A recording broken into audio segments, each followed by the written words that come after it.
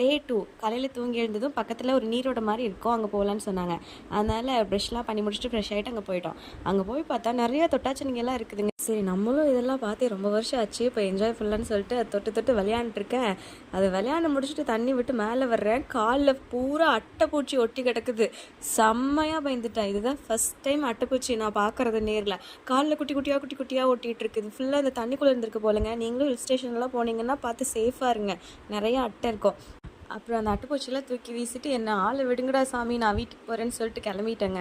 அங்கேருந்து வர வழியில் நாங்கள் ஸ்டே பண்ணியிருந்தோம்ல, அந்த வீட்டு அண்ணாவோட சித்தி வீடு இருந்துச்சு. அங்கே பெர்ஷியன் கேட் இருக்குதுன்னு சொன்னாங்க. அங்கே போய் பார்க்கலான்னு போனோமா.